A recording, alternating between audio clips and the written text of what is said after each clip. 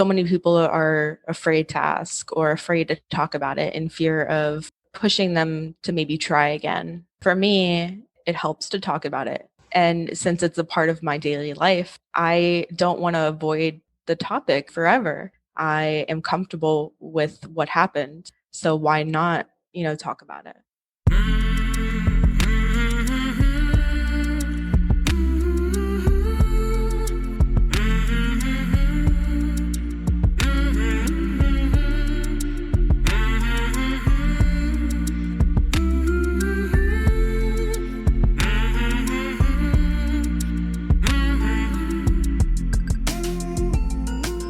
Hey there, my name is Sean and this is Suicide Noted. On this podcast, I talk with suicide attempt survivors so that we can hear their stories. Every year around the world, millions of people try to take their own lives, and we almost never talk about it. And when we do talk about it, most of us, including me, we are not very good at it. So one of my goals with this podcast is to have more conversations, and I hope better conversations with attempt survivors. Now, we are talking about suicide, so this may not be a good fit for everyone. Please take that into account before you listen. I do hope you listen because there is so much to learn. Whether you've been listening regularly or this is your first time, I want to thank you. Thank you for hearing these stories of survival. These stories matter. If you like the podcast, if you're learning from the podcast, please keep doing what you're doing. Listen. Let people know about it. If you're on a podcast platform like Apple and you have the option to rate or review it, that would help too. That allows people to find this podcast. I really appreciate it. And if you have a question or a comment, please reach out. hello@suicidenoted.com. You can also follow us on social media at Suicide Noted. Today, I am talking with Helena. Helena lives in Florida, and she is a suicide attempt survivor. Hey, how are you? I'm good. How are you? So is it Helena? Helena. Helena. All right, I want to write that down. I want to make sure I get that right. Are you in, I don't want to be weird, but I see a closet behind you. It looks like little shirts. No, this is my mom's bathroom, so I've barricaded myself in my mom's bathroom. Just a little bit more privacy. I'm in a 2-bedroom townhome with my mom and my brother, and I have the office of this townhome, so there's no window, no closet, and it's right next to the living room. This has at least 2 doors of, a little bit more privacy. I am in the process of house hunting, so living with family has been a challenge. Right. Yeah. So you're in the bathroom. Bathrooms are quiet, safe spaces, right? Yeah. Cool. Well, thanks for doing this. You know what, Helena? It's not easy to get people or find people who are open to talking about this stuff. It's not, I'm sure. And there's a lot of people who have tried to end their lives. So I'm wondering, actually, this is a good segue. You're like, I'm going to reach out to this dude and see what's up. And I wonder why. So I deleted all of my social media about 2.5 years ago. I had a Facebook and an Instagram, and I kind of just found myself always on social media and always comparing myself to others. So I finally, decided to delete it, but I still kind of felt drawn to looking on social media. It's been 4 years since my attempt, and I wanted to talk about it and find other people that have, had similar experiences on suicide attempts. So Googled it and went on to Reddit and, found some posts and found your comment, and then just decided to reach out because I think this is a very important topic and it's very important to talk about. Yeah. So question for you. Well, actually, they're all for you because you're the only person I'm talking to. Why do you think people are so hesitant to talk about this? I think it has a lot to do with shame and the fact that it is a topic that most people are not comfortable speaking about. Even now, I am 2 rooms away from my family because I didn't want my family to hear this conversation because I'm still kind of shame, I feel shame around the experience still. So I think that's a very large part of it, as well as being embarrassed about the situation as well. Yeah. 2 Rooms Away is a great title for a book. That is a great title, Two It's a Rooms great Away. title. Oh my goodness, I'm writing that down. I'm going to be writing some, I like to reflect and process and I journal. I hate to gloat because I'm not good at most things, but one thing I think I'm pretty good at is titles. I like that I don't title. think that's a job. I don't think anyone cares. And by the way, Lena, you got to be careful. Sometimes it's a really what you're looking at. It might be a title, could be a subtitle. Two Be rooms a away. chapter title. Right. Exactly. Exactly. Big choices to make as you. So you journal Yes, regularly. regularly. It's like I kind of keep a notebook always on me, whether it's for work, balancing my checkbook in my journal, my thoughts and feelings, kind of using skills I've learned in therapy. Hmm. It's my go-to. How long does it take you to roll through a journal, like the physical book? I'd say a couple months. Okay. And I have started keeping a collection of them because I would journal on and off. So I have about 5 journals from the past 5 years. Wow. Okay. Yeah. So do you also write really small? Well, Yeah, I do. yeah. Two rooms away. All right. Share with me what you want about the suicide. If you want, maybe we could start with that day. Okay.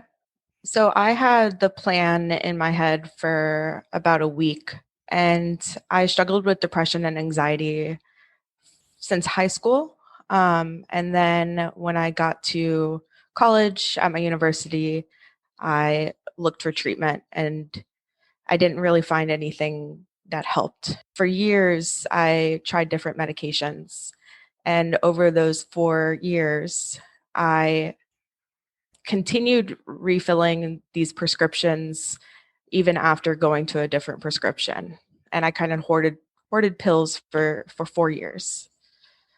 Are you talking about things that like psychotropic meds Yes. or other things that are maybe a little more, I don't know, dangerous? Benzodiazepines and antidepressants, antipsychotics. You're hoarding these meds. And all right, Yes. so I do want to know why, but I want you to continue in the, however, the path that you were sharing the story. We could actually go back if you want to, because I had these 2 half attempts, and then this was like the main attempt. Do you think it's important? I'm curious. I think it's important. Yeah, All we right, so could go back. please. Yeah. Okay, so I started having suicidal thoughts in high school. I did not seek treatment until I got onto my campus at university. I lived on campus Hmm. and I went to therapy, and I was just having a really tough time transitioning to living on campus, living away from animals. I Animals are a big part of my life. I Mm. used to raise and show cows in a club called FFA. And so going from being with livestock every day to Right. nothing in a little dorm on campus, it was really hard. And I had suicidal thoughts and they just kept getting worse and worse. And I was so afraid of being hospitalized because I've heard stories. Hmm. And I had a plan to hang myself in my dorm room on campus my freshman year. I was just thinking about it a lot. My suicidal thoughts were constant. They were always on my mind. So that was really hard. And basically, I did not go through with both of those attempts. However, I did get up onto it was a closet shelf in my dorm. I had a best friend text me, "How are you?" that Hmm. morning when I was planning on doing it. And I tried and I didn't go through with it. And I got down and I texted her and I just said, this is how I'm feeling. I don't know what to do because I don't want to be hospitalized. That's just more problems. I'm going to get fired. I'm going to have to pay hospital bills. It just seems like so many more problems than what it should be. And You're that's very right. difficult. It sucks, and you're right. Usually, you're right about that. Yeah, she told me to tell someone, and I told my therapist that day, and that's when I was Baker acted the first time. You were what? Baker acted, so that's a Florida term. A Baker Act is when you're involuntarily hospitalized because you're at harm for yourself. Does that make sense? Yep. It Yeah, pisses me off, but it makes sense yeah, it pissed me because off. I want to be careful. I don't know who's listening. Mm, Most of the time, I think the professional mental health community is well intentioned. Most. right? Always exceptions. Some are good at it, some aren't. What bothers me, and then I do want to get back to sort of like your story, not these like larger social political stuff. It's still important. I think oftentimes people are making those decisions out of issues related to, am I going to lose my license? Am I going to get sued? And I get it, and it sucks, but it's not necessarily the right thing for that person who's in pain. Hmm. We don't really have a lot of places for Helena to go in that situation. We don't have them. So let's be safe and put her somewhere where it's almost impossible for her to kill herself. That's really what our goal is. No. Yep. Hmm. So yeah, it pisses me off. It was a very rough experience. You had these two almost attempts, right? Hmm. And you're still a teenager, I was 18 at the time. Yes. 18 years old. Yeah. How long were you struggling? And if you shared this with me already, I apologize. Were you sort of really struggling before that, those almost attempts? Since high school, so like 4 years before that. But I was really struggling months, a couple months before that, and it just kept getting worse. And you were saying one of the things that you could specifically point to is the different way of living that you had been with, living one way, animals, and then you were put in the dorm room and I wanted, to live on campus. I wanted to have that experience. And I wish, there was one thing that I could yeah, pinpoint to have that reason of right. why I wanted to kill myself. But, I look back and there's no one reason. Yes. And we want to know why they do that. Why, what Mhm, happened? Why? And I'm like, yeah, yeah, no, we don't get to know always exactly why. So mhm. how was that involuntary hospital stay? It was very difficult. Yeah. I was in this inpatient facility. It was a facility for a lot of homeless Yep. and other, because I didn't have a health insurance at the time. So that was played into a big part of where I Yep. was institutionalized, I guess. And I stayed in that hospital for 3 days because they have a 72 hour hold. Yes. And then I kind of honestly I lied to get out Mm-hmm. because I did not want to be there. It was not helping. Mm-hmm. It was making things worse. I was missing school. I was missing work. You were racking up some debt. I was racking up some debt. That experience kind of led to the overdose because I did not want to go back Yep. like that bad. And that's horrible to look back That at. is so telling Yeah. that your attempt was in part because you didn't want to go back to a place that is what supposed to be. Why are they even there in the first place? Maybe my idea of why they're there isn't actually why they're there. Maybe it's to just throw a bunch of people somewhere where they're a little bit safer to themselves and others. I'd like to believe some institutions have other purposes. You tell me, what do you think? I think it definitely depends. I went to a partial hospitalization program a couple years later that was very helpful. Yeah. And I really think it depends on the facility. So, how long before you got out of the hospital? How long were you in the hospital for? You said you kind of lied to get out. Mhm. Totally get that. I was in the Uh, hospital for 3 days. Not the hospital, the inpatient facility. yeah, Yeah. with Yeah. homeless, with other people with very different challenges and conditions, I'm sure. Yes.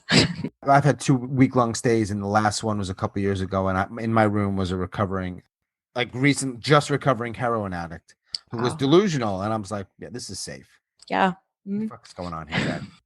After the hospital stay, what happens? After the hospital stay, I go back to campus. I'm still living on campus. I'm someone who dedicates everything to school. So I got back on track Hmm. and I continued therapy and I was on different medication when I was given medication while I was in the inpatient facility and continued that medication afterwards. However, it didn't make a difference. I was still having suicidal thoughts. I still felt depressed.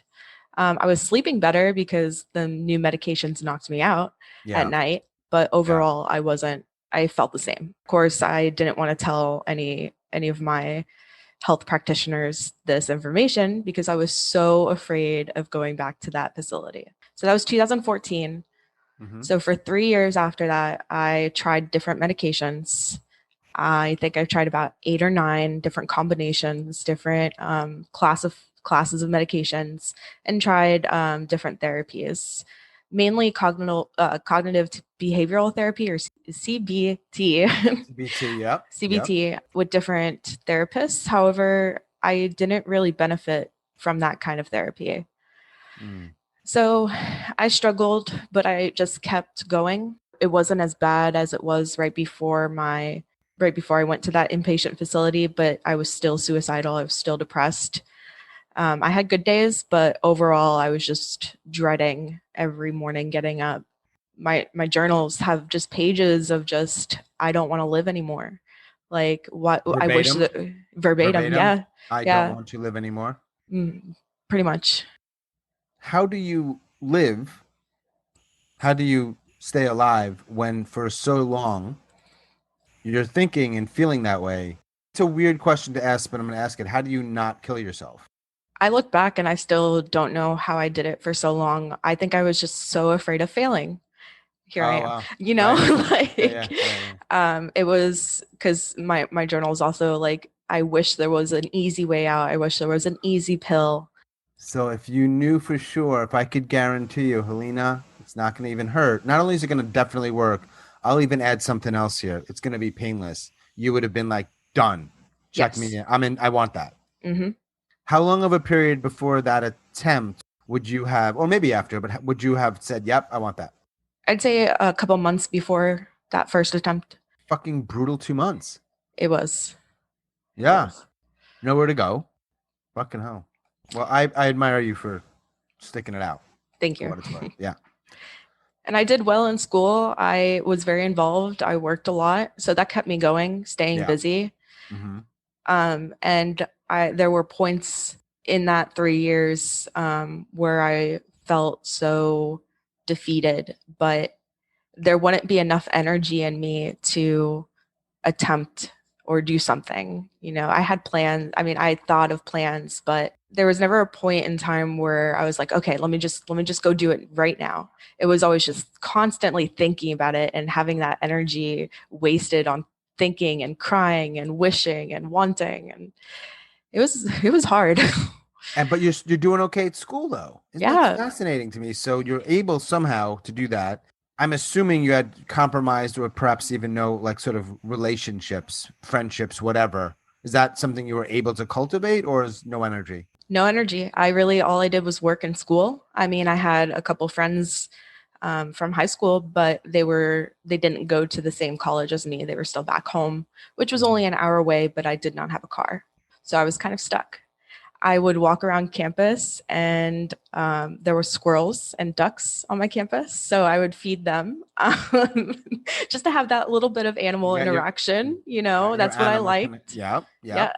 And then I also, this was a big part, is I worked for housing and I saw the stigma around emotional support animal applications Mm. from administration because they were always like, these people don't need this. They're just wanting an animal on campus. You know, these are lies.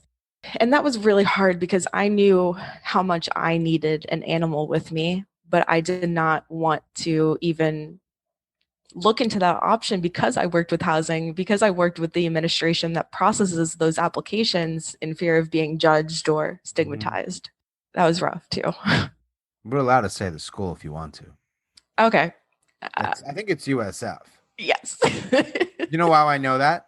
How? Because I'm wearing a USF shirt. Because you're wearing the shirt.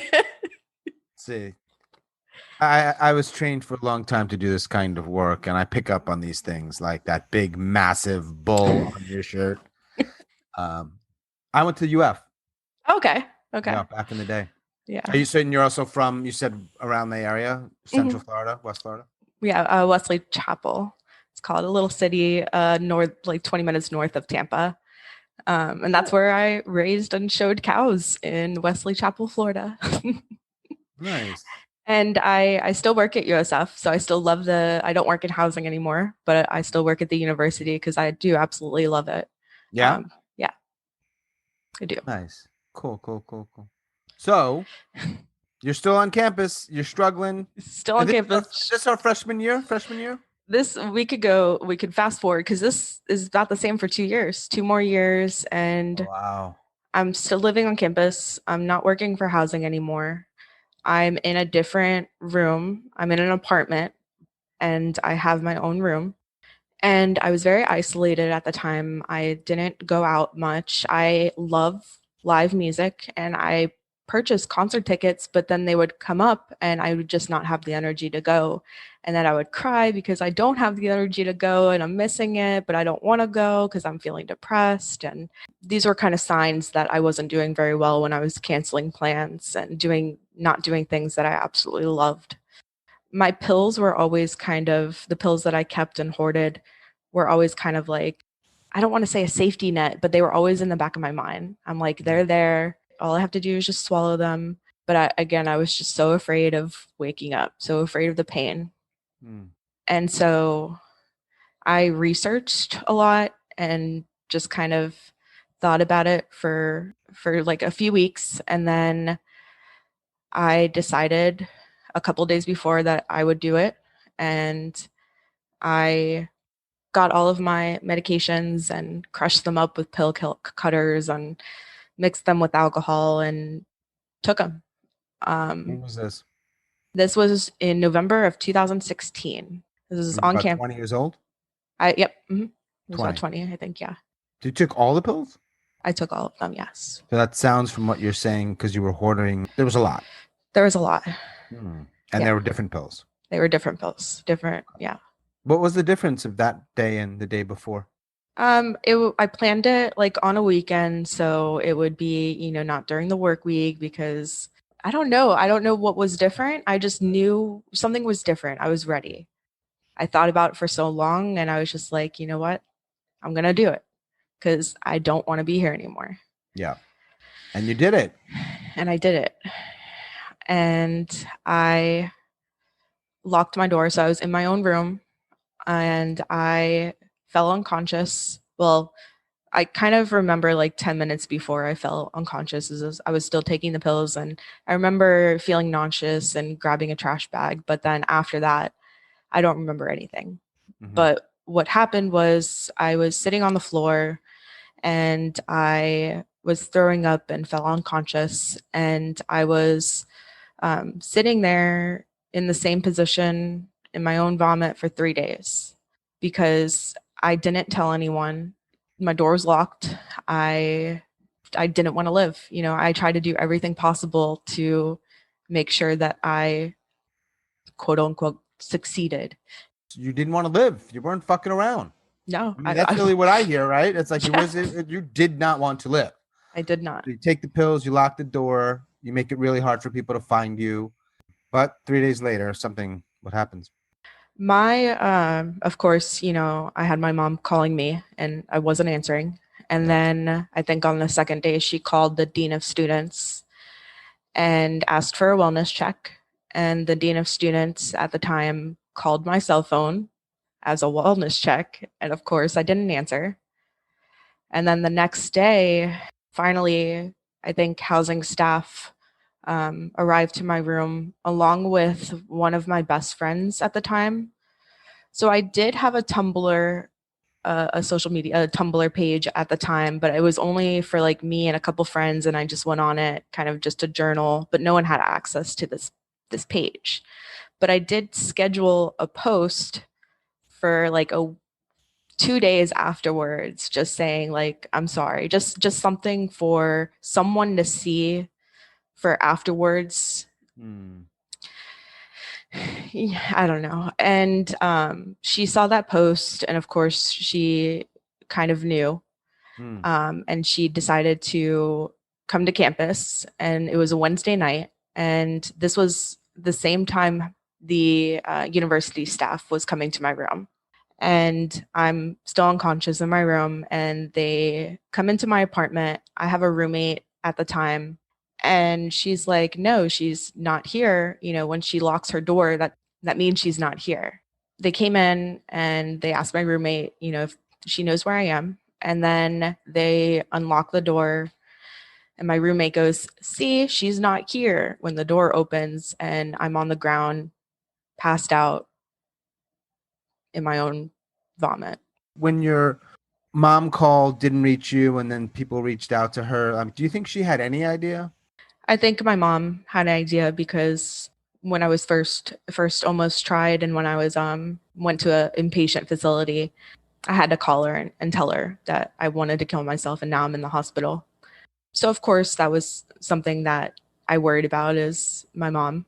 And so I think she did have an idea.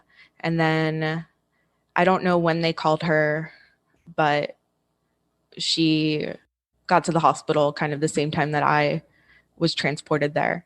Hmm. And I don't remember anything the first 2 days of the hospital because I was in the ICU. I had a blood clot in my left leg and in my left arm, and that turned into a pulmonary embolism, which is the blood clot traveled to my lung. Luckily, I got all the surgery that I needed, the treatment in the emergency room, and I spent 2 full weeks at the hospital, including Thanksgiving at the hospital. Hmm. There's irony there. Yeah, So, right. yeah, that hospital stay sounds more like let's stabilize her. Short-term crisis. The Yep, thing short term. is, though, and I'm sure you'll share with me, I want to hear it. Okay, you're still alive. But your problems and your feelings and all the other stuff don't magically go away. No. And I think a lot of people think that when, you wake up from a suicide attempt, you're very happy. You're so, thankful to be alive. I was devastated. Yeah. I did not want to be there. I was on another Baker Act, so they were planning for me to go to another inpatient facility after I was stabilized in the emergency room. Mm-hmm. And I talked to a psychiatrist and I again lied, Mm-hmm. and they rescinded the Baker Act and let me go home. And this time I moved off a campus, but I also want to say I was kind of kicked off a campus because of my own safety. Really? Yes. What do you mean? So Someone came to you and said something? since I had a relationship with the housing staff, I knew that no student could break their contract without either they're drafted for the military or something very very serious, or else they had to pay a lot of money. But when I went to the housing staff, they're like, don't worry about it, you need the care that you need at home, we could just let you go for free. And at the time it was the best option, is I kind of knew that I had to move back home Mm-hmm. because of just what kind of mental state I was in as well as physical, Mm-hmm. because I ended up causing a lot of nerve damage to my left hand Mm. because I was in a stagnant position for so long. It compressed nerves as well as like the bile eating away at my skin caused like some nerve damage. So I could not move my left hand or my left fingers at all afterwards. Can you today? Um, a little bit. It's not the best. The hand is very weak, but over time I'm slowly gaining more motor and sensory and dexterity. To be Hey, honest, it's a constant reminder. there's nothing like having your left hand immobile to remind you. Yep. Kind of going off topic, but I now work with breast cancer survivors who have chemotherapy induced peripheral neuropathy, which is when the chemotherapy toxins kind of kill your nerves in your feet and your hands. And in our clinical trial, we are looking at interventions for this kind of neuropathy. And our participants will come in and talk about it. And I want to relate to them so bad. I want to say, I understand, I feel it, I have the same thing in my hand, but I don't think I can without them asking, what is it from? What happened? Just Right? out of genuine curiosity. And I don't know what to do. Why can't you share with them what happened? I think I'm afraid of judgment. I think I'm also afraid of just what people will think. You can get Sorry. fired? You never know. Maybe Yeah. I don't Let's know. find a That's reason. and then Because maybe, it'll affect our data. Maybe I tell a participant and then they take these psychological assessments afterwards and they're really sad from hearing my story. And then you see, I suppose. like, I suppose. Yeah, no. We've got to get rid of Helena because we don't want really honest people at this organization who are really true and gone through some stuff. And no, we don't want that. In Yeah, man. previous interviews after my attempt, I would bring it up in a job interview. I would say, Cool. I was in a car accident recently and I have some nerve damage. Will my limited dexterity inhibit my abilities to perform these job responsibilities? I was always scared of it, like being a huge thing in a job, but most people say they don't notice it because of how well I've adapted and I kind of overcompensate with my right hand, which has caused my left hand to be even more weak. But it is something that I'm constantly aware of. Yeah.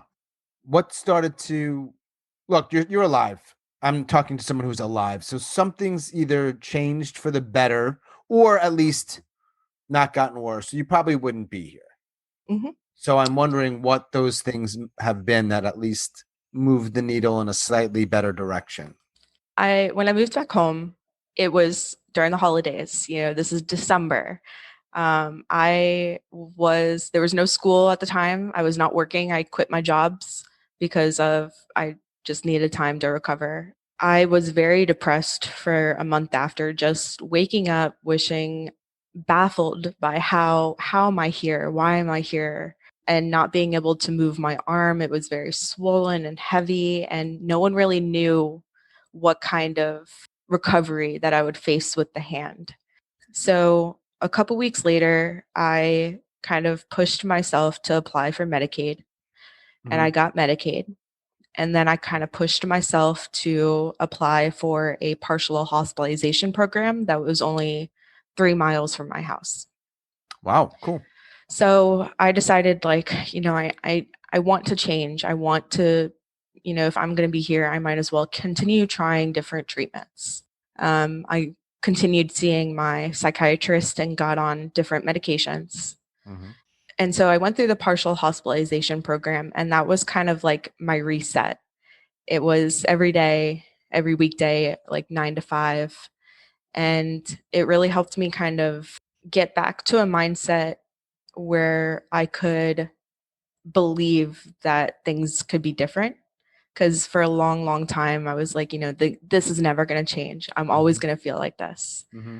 So the partial hospitalization program stabilized me. And then I went to a therapy called DBT, or Mm-hmm. dialectical behavioral therapy. Yeah. And that was the most beneficial therapy I've ever been through because of just how well it helped my symptoms of impulsivity and just wanting and to just not be here. And I don't, every therapy, every medication is different, but Yeah. I do really think the medication that I'm on now has completely helped me turn, my life around because I don't have suicidal thoughts anymore. I don't want to kill myself anymore, which is unbelievable to hear me say, to be honest. Yeah. You found two meds that helped. Yes. And Wow. that Wow. therapy That's during that great. time was very helpful. The DBT.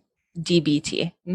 Yeah. Yeah. And do Yeah. you still do the, or is that sort of a set period of time and now it's kind of done? I did it for a year and it was very helpful. And then I, graduated kind of Yeah. from the program. And I was actually thinking about recently going back and going through that whole therapy again because you could, gain different Sure. things from going into it with different perspectives. Mm-hmm. However, the individual at this facility said that I don't have enough severe enough symptoms to go back into that therapy, which I understand because that was, a therapy for when I was in such a low point. Yeah. So I got like a DBT workbook that I'll be doing on my own because I still have struggle. I still, I deal with the eating disorder and just a lot of stress, but yes, DBT and the medication. And then I went back to school Mm-hmm. and things are still going well. Did you finish? I did. I graduated in 2018 and Nice. I work full time in a study coordinator position. Go Bulls. Go Bulls. You I'm got a not degree. a school spirit's not exactly my thing. But still, and you finished. Did you say you got a degree in psychology? Yes, I got my bachelor's in psychology. Awesome. Mhm. And now you're working with some clinical trials. Yes. Yep. I feel like half the jobs in the world now are clinical trial based. I'm also at the University of North Carolina. That's the area I live. Mhm. And there's Duke is here, and there's just so much of that. So like every There's other person I meet, they're like, I'm in clinical trials, and I'm like, everybody's doing this. there are so many research opportunities at universities Yeah. that have these like research opportunities. I'm very grateful for the undergraduate experiences that I got as a research assistant or a volunteer for those kind of experiences, because that helped me get to the position that I am at now. Are you living with your folks, or are you solo, or what's that like now? I'm living with my mom and my brother. It was very hard to move back home, but it was what helped me in the end kind of get back on track. I am in the process of house hunting. So I Like am house ready. out, like buying? Yes. What? Yeah. So I'm very excited about that. It's trying to save as much as I can, which, living with family helps as much as they get on my nerves. It helps me save money. Okay, yeah. Wait, you're So gonna buy a house alone? yeah. Mhm. Okay. Or I You may have thought- a roommate. I may have the friend that I texted the very first time Ooh. will be my roommate. All right. And right Wow. now, also, the family thing is we have 5 animals. So living with 3 cats and 2 dogs is What kind of dogs are they? a Pomeranian and a French bulldog. Little guys. Yeah, little guys. I Okay. like big dogs because of my Yeah, experiences me too. with cows. I love big dogs. I I see would the love a pet connection. cow, Who doesn't really want a pet cow when they really get real with themselves? right? Is the French bulldog the one that makes those weird sounds? Mm-hmm. You're like, what are you doing? What do And they you? just keep Yeah. making that sound. Mm-hmm. Some sort of evolutionary thing going on there that I'm not sure worked. Yeah, their little snouts. Yeah. So you're still here, man. I'm still And you're here. also kicking it. You are house hunting, working, and willing to share and talk about your stuff is that's a win. Hmm. It's something that I'm very comfortable sharing because of it's hard to say I caused my own disability, but in a sense, I caused my own disability, my own limitations with my nerve damage. Crap, I forgot where I was going with this. It's okay. That's the story of my life. We're on the same page now. We got to just go all over the place. It makes editing a nightmare, but I'll get it I'm done. so sorry.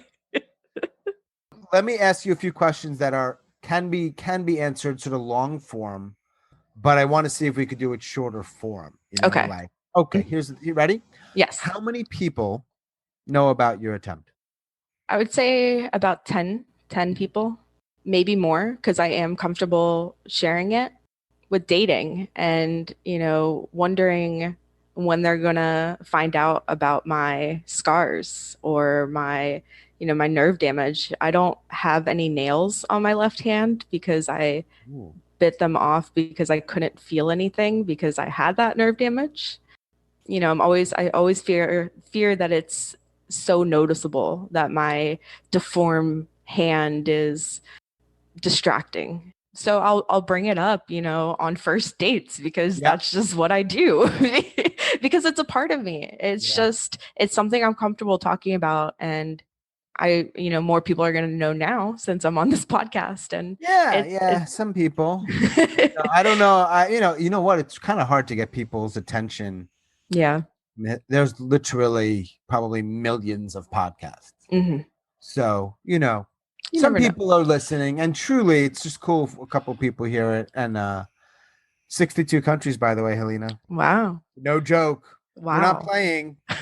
But I don't know who's listening, and I don't know if they are outside of the people who do reach out. Hmm.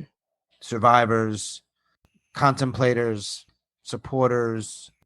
But that's a good segue to my next question. Somebody out there is like Helena was in college, and he is contemplating hard. Now I realize you don't know them, so it's a tricky question. Do you have any words for them? I'd say to keep going and to keep trying. I think what discouraged me the most was not finding something that helped me earlier. But again, it's a trial and error process with medications and treatments. And I would say also to reach out for help. I was so scared of reaching out because of my first inpatient facility experience. Yep. And that also kind of prevented me from reaching out for help, it kept me from reaching out for help. And so I think that's very important, even though it's something that's very hard to do, but to just reach out to one person, and let them know what's going on. Yeah. And what about the others who maybe mean well? I think a lot of people do mean well and they're just not getting it. And so, like, is there anything you would say to them so that they have a better sense of like how they can maybe be supportive? I think watching what you say, my mom, when we've gotten on each other's nerves, will just be like, Lena, go take your meds. And that's like the worst thing that you could tell someone, that is taking medications, because they're taking medications to try to feel better, not to really, I don't know what my mom thought at the time, but at the time it was a very hurtful Yeah. comment, Mm-hmm. My brother and I aren't very close. So we went to the same school. We lived on campus together, but in different, buildings. And I only saw him twice on campus during those 3 years. Mm. And he came to the hospital after my overdose and told me that, he just wants me to get better and he wants to see me happy. And that was crazy to hear because we didn't talk at all. So I think also hearing, just saying that you care about them, that you care about that person and want to be there for them is very important. And then do that. And then do that. Yes. Yeah. I mean, Surprise. Yeah. you actually give a shit and then show up. Yeah. Mhm. I always want to get a sense of how people in your life responded when they found out. I've had so many nurses tell me, oh, God kept you here for a purpose. And Mm. I'm not a religious person, so at the time it did not help me. And hearing it so many times, like, oh, you're here for a reason. Oh, you survived. Like, Mm-hmm. it just, at the time, it was like, well, yeah, I know I survived. I don't want to be here. So it was something I did not want to hear at the time. They were, trying to mean well. Presumably, right? Presumably, yeah. Presumably. They're already nurses, so let's hope that they already have that sort of like, hey, I want to help people out. Yeah. Hmm. And I think just being cognizant of someone's religious preferences, or you never know, why kind of, when I was first institutionalized and the van driver picked me up from the university to drive me to the inpatient facility, I was crying. I didn't know what was going on. And he asked me if I believed in God. And I said, no. And he's like, well, that's the problem. I'm like, no, no, that's not what you say to someone who wants to kill themselves. You know who else would probably never say those words? What? Who? God. Sorry. Yeah. God. I'm not a believer. Just I'm not anti anything. You want to believe Yeah. that's cool. Hmm. I'm pretty sure your God would never say that. Hmm. So why are you doing it? Just my thoughts, Helena. Lena. Just picked up on that some people call you Lena. My mom, just my mom. Oh, now it got awkward. Okay, now it's awkward. No, you're fine. It's okay. So that didn't help. No.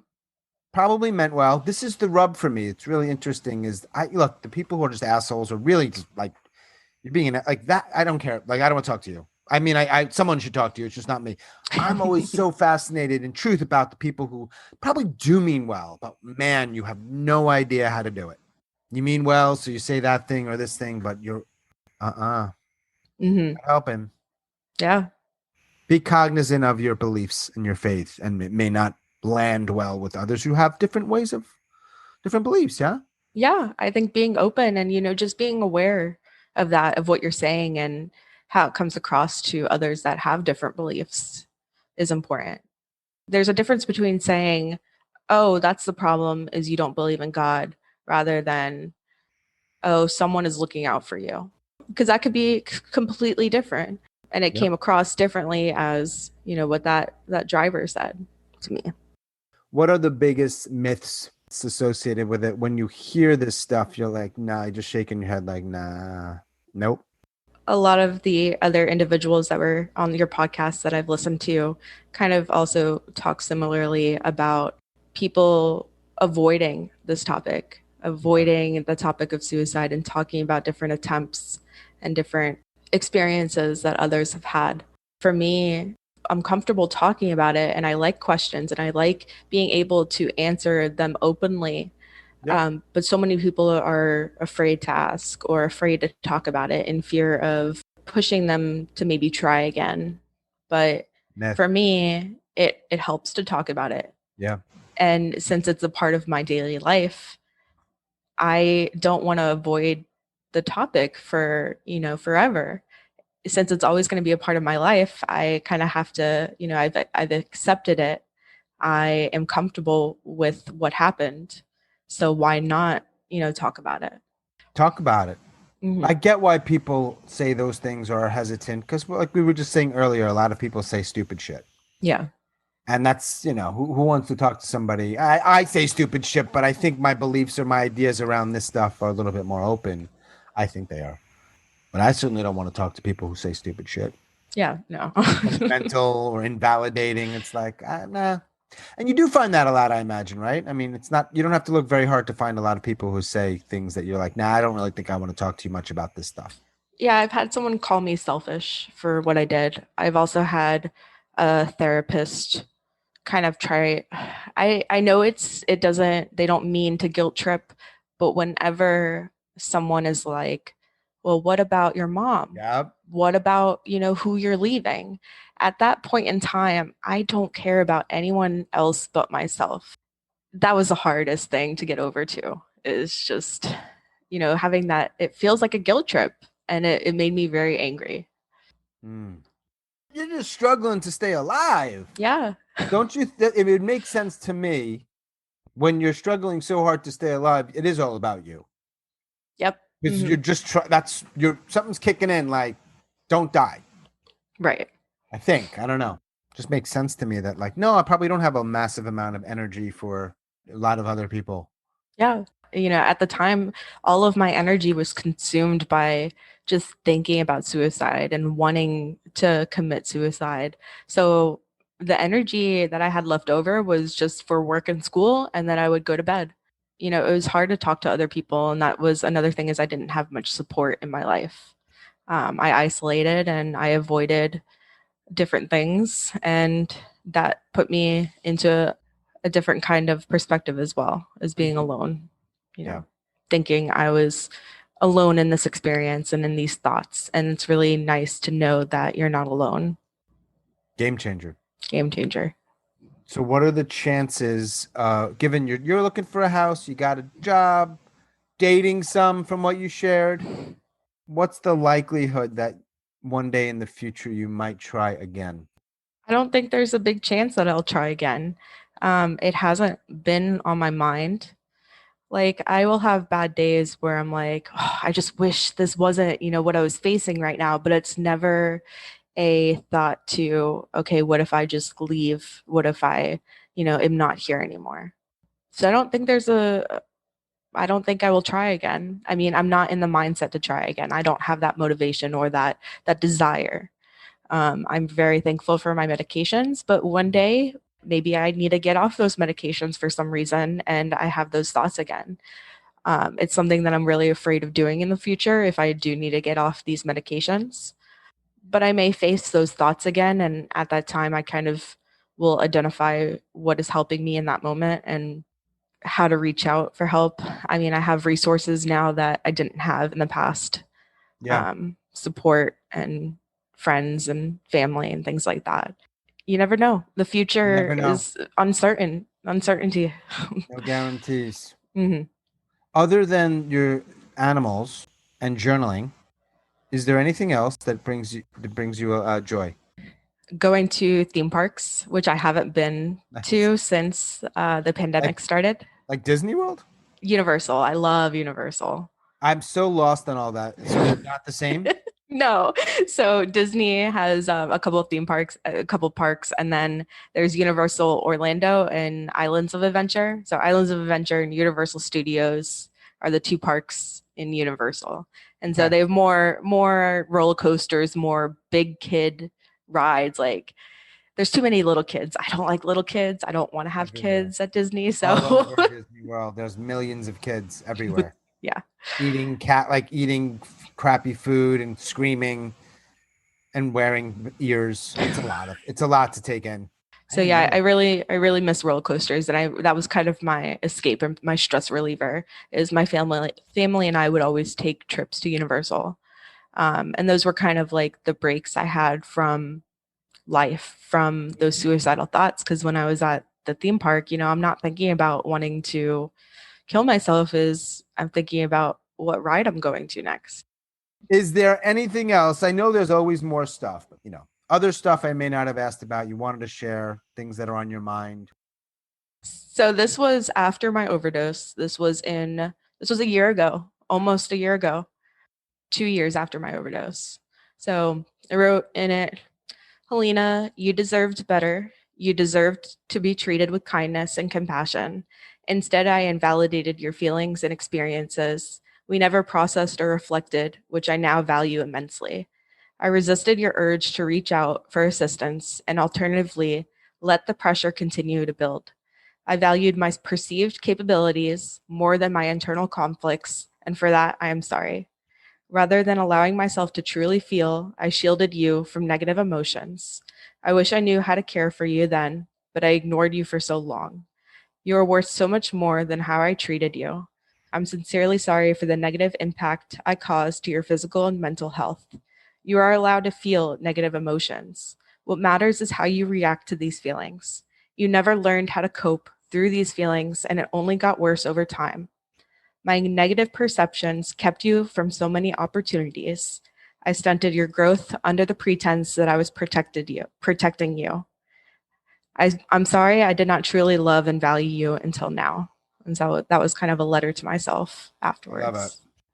And you still read it. I still read it. Mhm. And that was a year ago. About Yeah. a year ago. Man, it's hard. Yeah, it's good stuff. Good stuff and honest stuff.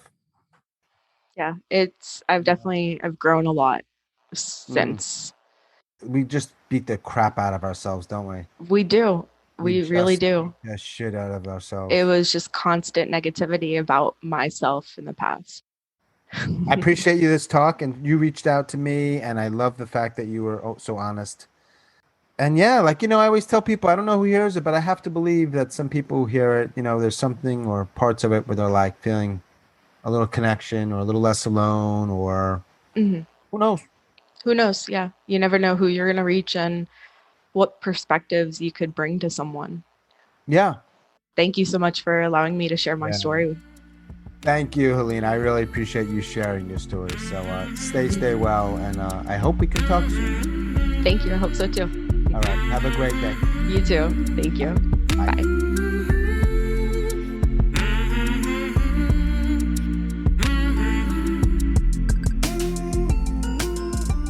As always, thanks so much for listening, and special thanks to Helena down in Florida. If you are a suicide attempt survivor and you'd like to share your story, I would love to talk. hello@suicidenoted.com. You can follow us on social media at Suicide Noted. We release new episodes every Monday morning. So until we connect again, stay strong, do the very best you can.